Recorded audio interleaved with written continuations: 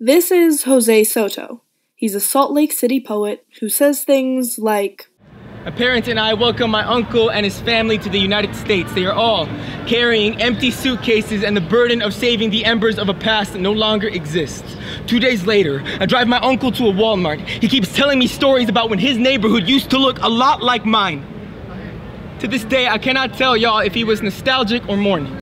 He also says things like, "I'm searching for the ghost of Christopher Columbus because I am here to start a motherfucking fight. Yeah! Bring forth the flagpole and the school bell. Jose's here to start an old-fashioned beatdown. Oh, Santa Maria." He even sometimes says things like this. "But as I stare into my milk-dud nipples..." Jose Soto describes himself as follows: a poet, student, and dog lover. His work has been featured on Button Poetry, Right About Now, and the Huffington Post. Oh, and he's a Venezuelan immigrant, which influences work a lot.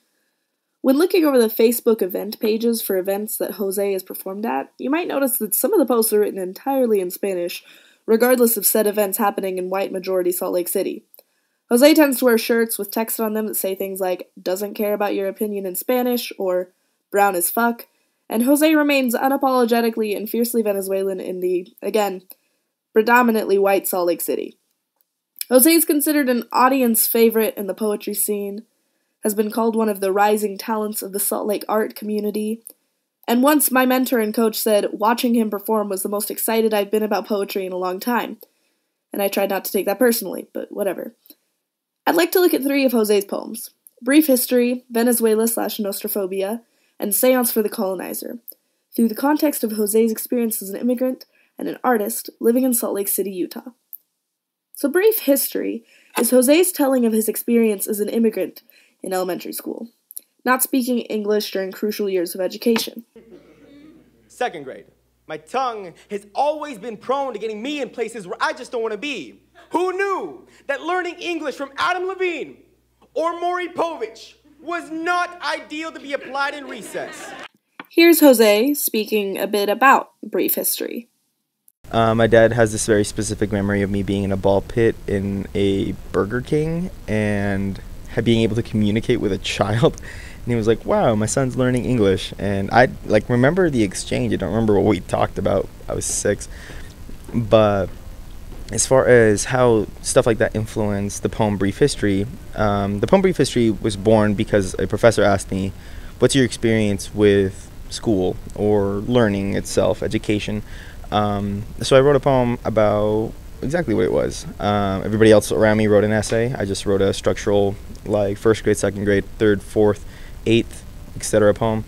The professor took a glance at it, put a check mark on top, and handed it back. I was like, "Neat, I'm going to just take this and roll with it." And in one of the sections, I write about how, like, Adam Levine structured my English, and it's because it was 4 or 5 things that's, like, helped me learn English. Maroon 5's album Songs About Jane had come out the year that I immigrated, so my dad had just put that on in the car and never took it out. Fresh Prince of Bel-Air, Ed, Edd n Eddy, daytime television, in particular, Maury Povich. Probably the most compelling metaphor in Brief History is Jose's use of snow to represent whiteness. Being shoved in snow is called whitewashing. Funny. My classrooms are always so cold. It's a very vivid image of a storm actually coming, and then somebody's like, "Oh, it's going to snow," and I'd never seen snow before. I feel like that's very indicative of how the rest of my life is just going to go, like just this like constant snow in the distance or like oncoming. And as far as functionally how that can be applied to whiteness is as someone who's from the Caribbean, used to a climate very unlike Utah. I feel like parallels can be drawn between how that functions with a culture that is Latino as well as a culture that is, so I don't want to use the term abhorrently, but belligerently white. The exchange as a child can be harsh, like snow.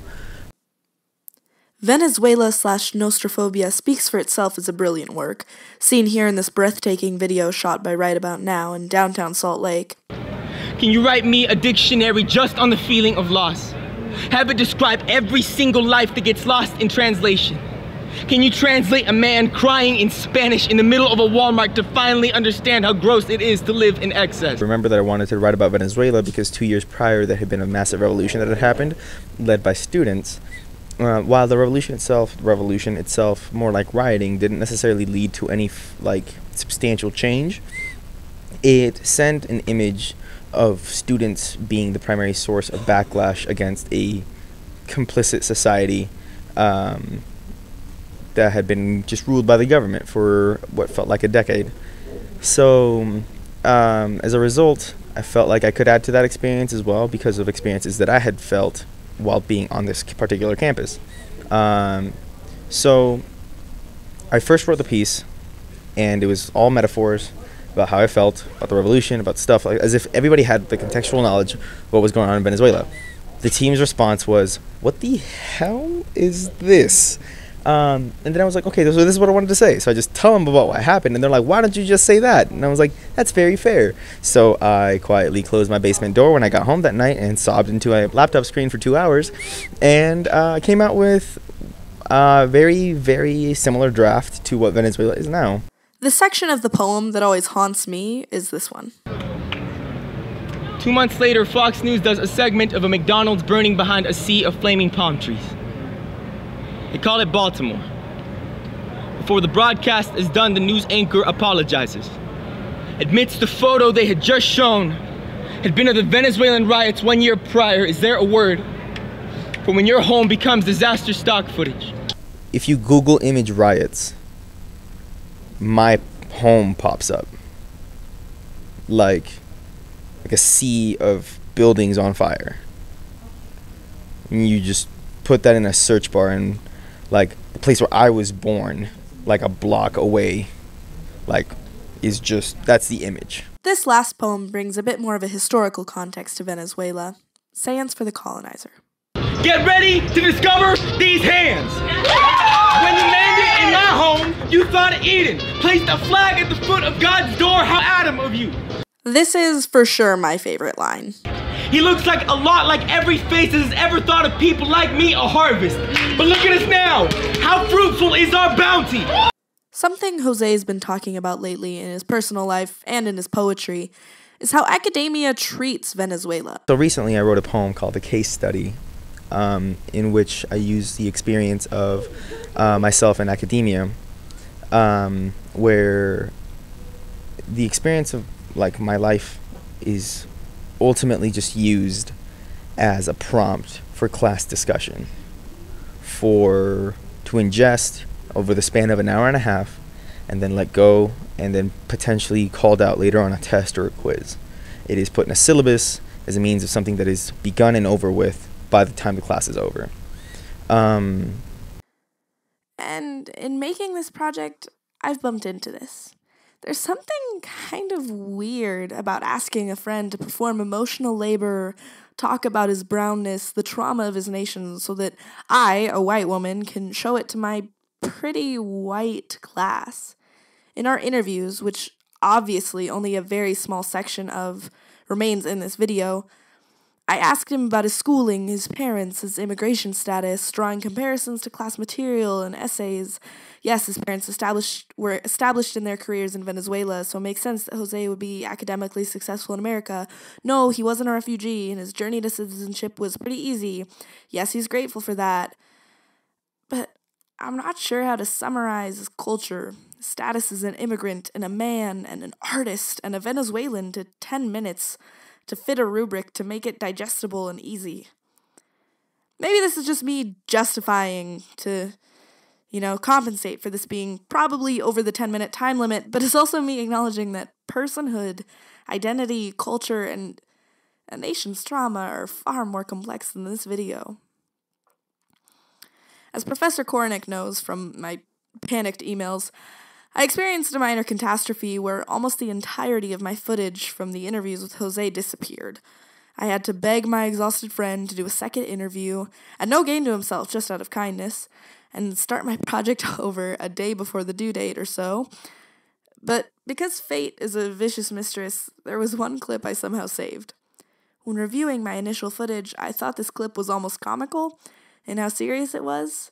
This brown boy practically hovering over the snowy Salt Lake horizon. I sent it to a couple of our mutual friends with some stupid caption like, "Look how sexy their friend is," or something. And somehow, this became the only thing retained from that first day of shooting, just because I thought it was funny and saved it. And I'm glad, because it's touching. Almost Hamiltonian. This man from the Caribbean, how he ended up in a snowy valley, drinking tea, trying to find where he lands on the horizon, looking out like he's trying to remember some lost home amidst all this whiteness.